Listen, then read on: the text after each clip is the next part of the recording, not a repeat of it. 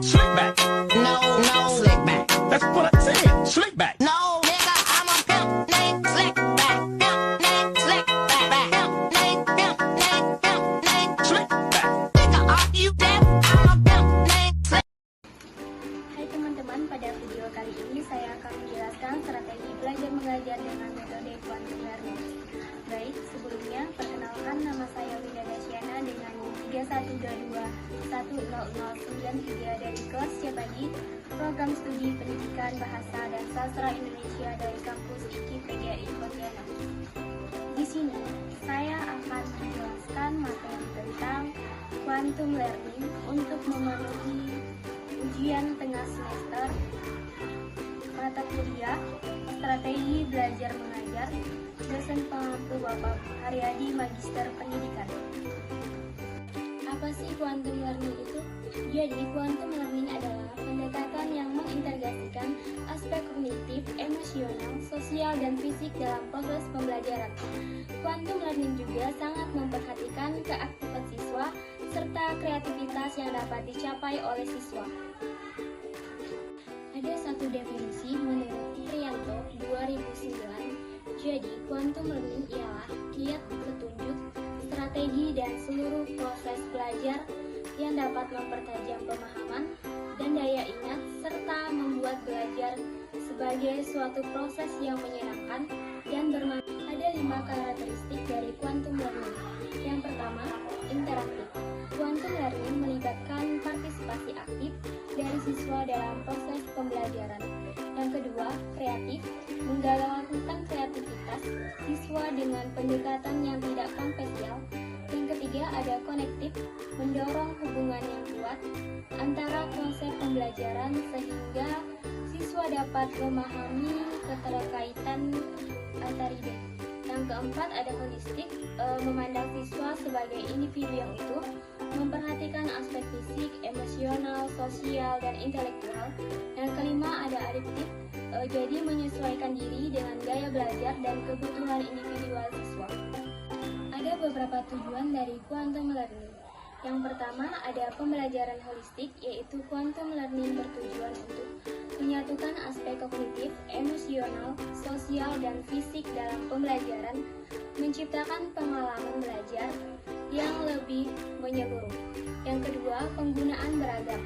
Strategi pembelajaran, metode ini mendorong penggunaan berbagai strategi pembelajaran untuk menyesuaikan dengan gaya belajar siswa secara individual, menciptakan lingkungan yang inklusif.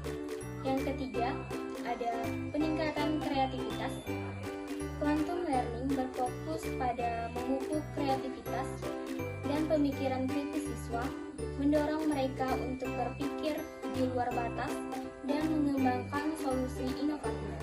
Yang keempat, ada pemberdayaan siswa, yaitu memberdayakan siswa untuk mengambil peran aktif dalam proses pembelajaran mereka sendiri, meningkatkan motivasi dan tanggung jawab mereka terhadap pembelajaran. Yang kelima, ada pengembangan keterampilan hidup.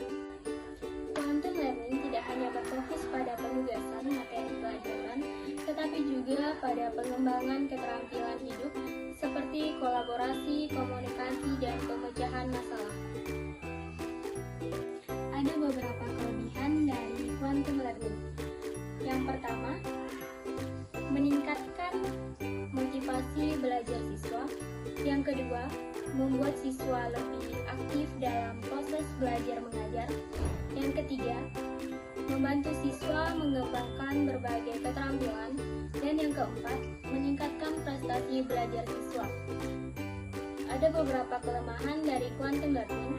Yang pertama, membutuhkan waktu yang lebih lama untuk mempersiapkan pembelajaran. Yang kedua, membutuhkan guru yang kreatif dan inovatif. Yang ketiga, membutuhkan kerjasama dari siswa dan guru. Ada beberapa langkah-langkah pelaksanaan dari quantum learning, yaitu yang pertama, tumbuhkan. Maksudnya, guru menumbuhkan minat siswa dalam belajar dengan cara mengaitkan materi pelajaran dengan kehidupan nyata siswa. Yang kedua, ada alami. Guru yang dapat dimengerti oleh semua siswa. Yang ketiga ada namanya, guru menyediakan kata kunci, konsep, model, rumus, strategi, atau masukan lain yang dapat membantu siswa memahami materi pelajaran. Yang keempat ada demonstrasikan, yaitu guru memberikan kesempatan kepada siswa untuk menunjukkan bahwa mereka telah memahami materi pelajaran dengan cara mendemonstrasikan apa yang telah mereka pelajari. Selanjutnya yang kelima, ulangi. Guru memberikan kesempatan kepada siswa untuk mengulangi apa yang telah mereka pelajari, baik secara individu maupun kelompok. Yang keenam ada rayakan. Guru memberikan penghargaan kepada siswa atau usaha dalam pencapaian mereka dalam belajar. Sekian materi video dari Quantum Learning. Apabila ada kekurangan dalam penjelasan materi saya mohon maaf. Akhir kata saya ucapkan terima kasih.